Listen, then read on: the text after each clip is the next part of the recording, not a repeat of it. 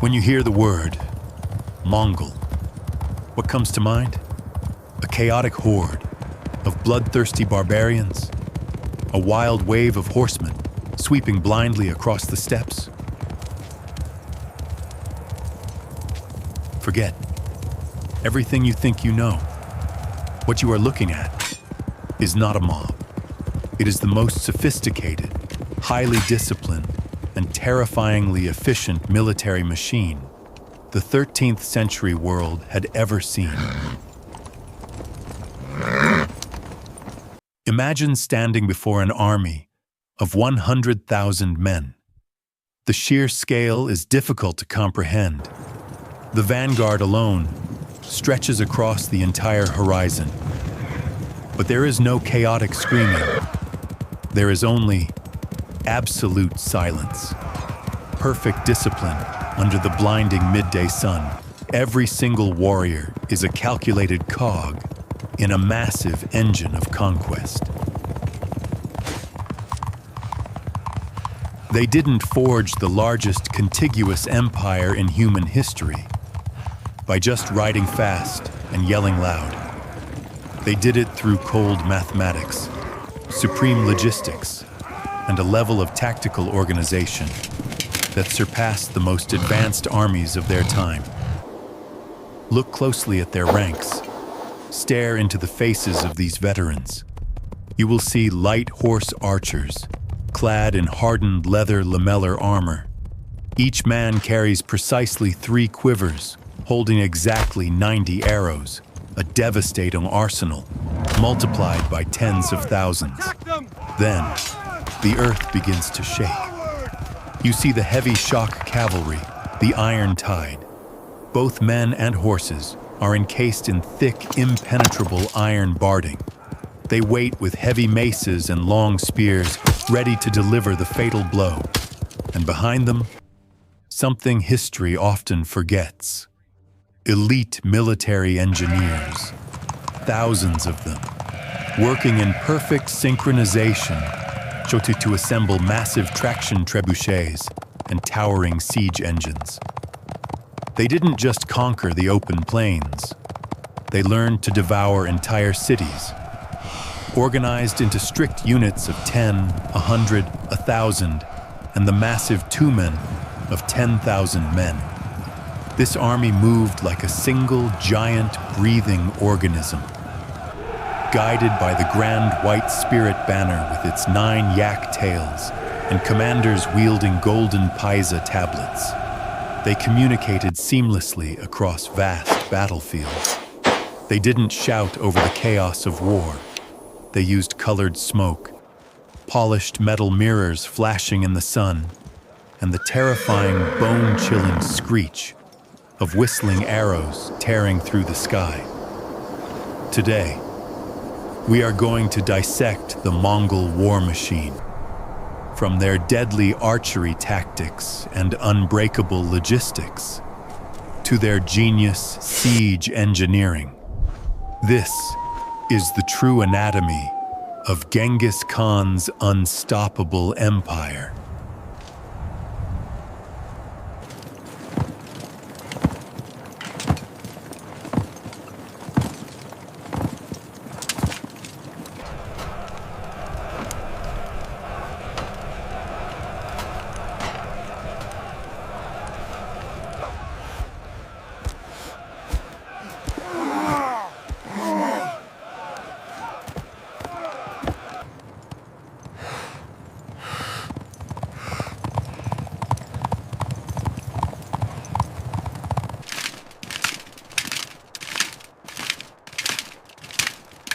In the ancient world, an army's greatest enemy wasn't the opposing force.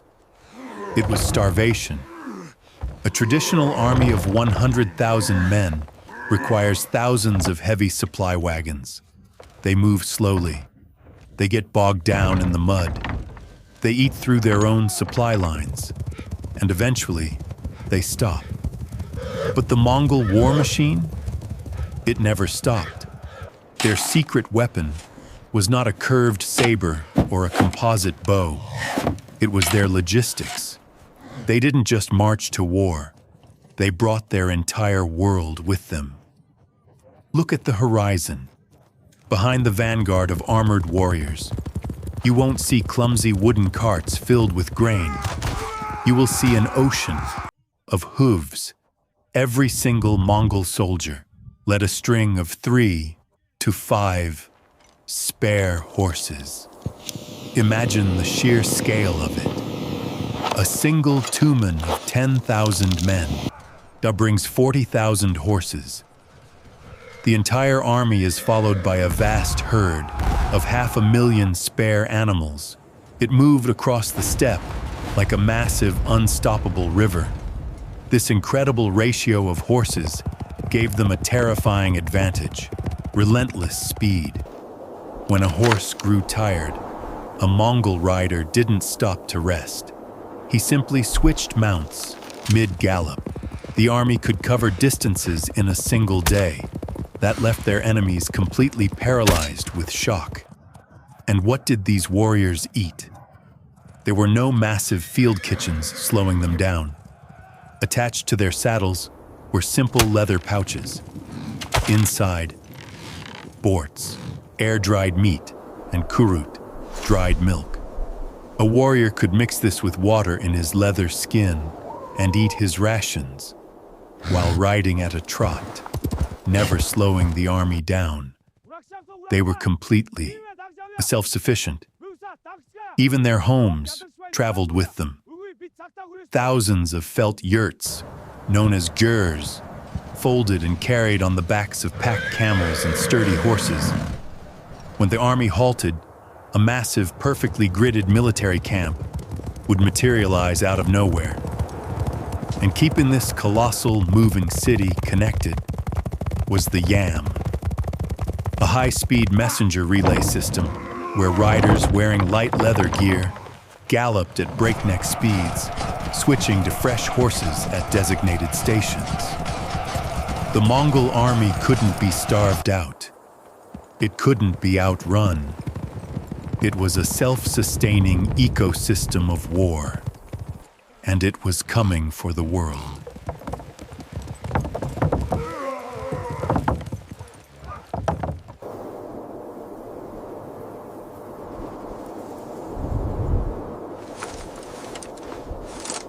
Attack! Charge!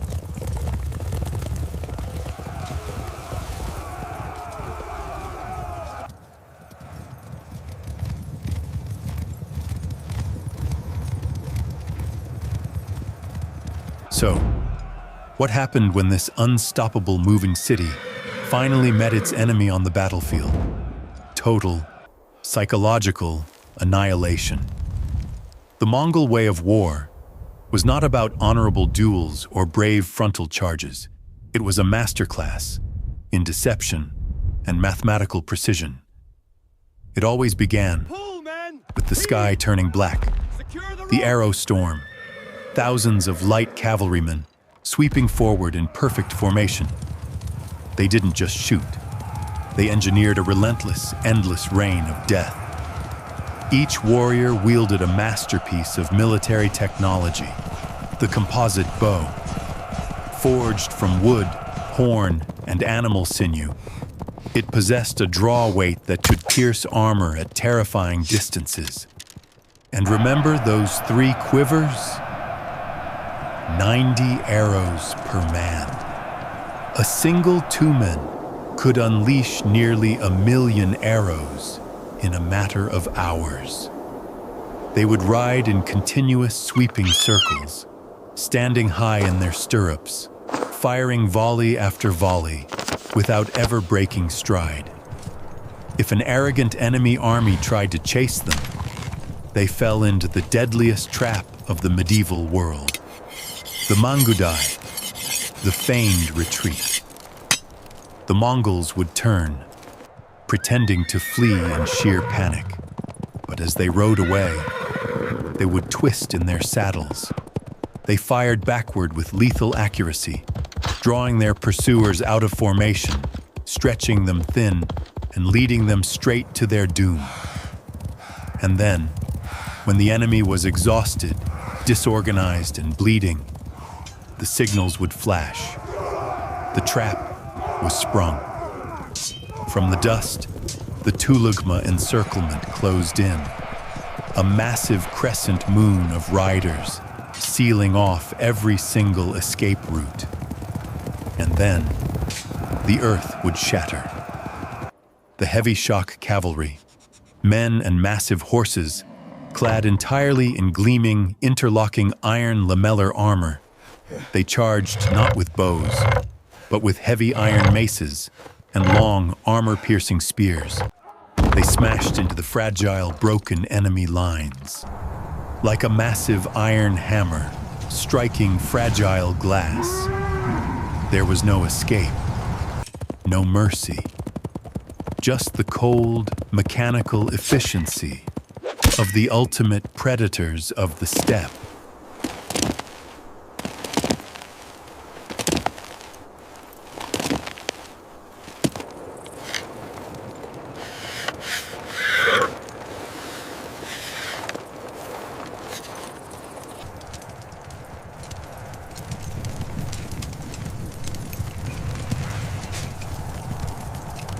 But what happens when a nomadic army of horsemen faces a towering wall of solid stone? History tells us that nomads cannot take fortified cities. They starve outside the gates or break their strength against the ramparts. But the Mongol Empire rewrote the rules of warfare. They didn't just defeat their enemies, they absorbed their knowledge. Every time a city fell, the Mongols spared the smartest minds. The builders, the artisans, the engineers. They forged an entirely new branch of their military, a terrifying corps of siege engineers that turned the open steppe into an industrial nightmare for their foes. Imagine the terror of the defenders on the walls. Looking down, they didn't just see a sea of cavalry. They saw an endless engineering camp, thousands of men in practical leather gear, using heavy iron tools, ropes, and massive wooden gears, working in perfect unison to construct engines of absolute destruction. Watch them as they assemble giant traction trebuchets right on the battlefield. See them calibrating massive triple-bow ballistae, capable of launching giant bolts like artillery strikes. They pushed colossal siege towers, towering structures covered in raw animal hides to resist fire, slowly creeping toward the doomed city. Beneath the earth, they dug deep tunnels to collapse the foundations of the strongest fortresses. And then, the bombardment began. Not just one or two, but batteries of 50 giant trebuchets firing simultaneously. Huge stone projectiles screaming through the blue sky. But it wasn't just stone. The Mongols brought the cutting edge of 13th century technology. They launched blazing fire arrows and early gunpowder pots that shattered the morale of the defenders in a storm of fire and smoke. No fortress was safe. Rivers were crossed on portable bridges of timber and animal skins. Cities that defied them were simply erased from the earth. The Mongol machine had learned how to devour the world of stone.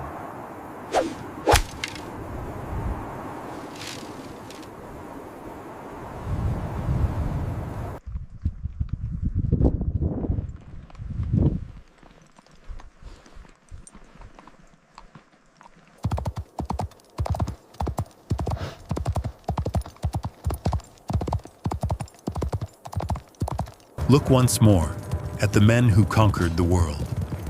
100,000 warriors, standing in perfect, absolute silence beneath the blinding glare of the midday sun. A 360-degree panorama of ultimate military might. To their enemies, they were the wrath of heaven. a demonic storm that wiped entire dynasties from the map. But when the dust settled, they built something else. Because of this terrifying machine, the world grew smaller. They created the Pax Mongolica, the Mongol peace. Through their brutal efficiency and their high-speed YAM network, they bridged the East and the West. For the first time in human history, trade, technology, and ideas flowed freely across the continents. A merchant could travel from the shores of the Pacific Ocean all the way to the edges of Europe. And as long as they carried a golden paisa tablet, granted by a Mongol Noyan, they were untouchable. They were not just a horde of destroyers. They were the architects of a terrifyingly unified globe. As we watch them now, with their grand white spirit banners waving in the wind, moving as one giant, unstoppable wave across the steppe. See them disappearing into the golden horizon, leaving behind nothing but a massive cloud of dust and the echoes of 100,000 hooves, a solitary 13th century arrow stuck deep in the earth. That is the physical footprint they left behind. But their true legacy forever altered the DNA of human history. So, I ask you again, when you hear the word Mongol, what comes to mind now? Is it the outdated myth of the wild barbarian? Or is it the undeniable reality of the most perfect, unstoppable military engine the world has ever seen? Let me know your thoughts down in the comments below. If you survived this cinematic journey into the 13th century, make sure to hit that like button and subscribe to the channel for more epic dives into the forgotten corners of history. Until next time, remember, the past is never truly silent.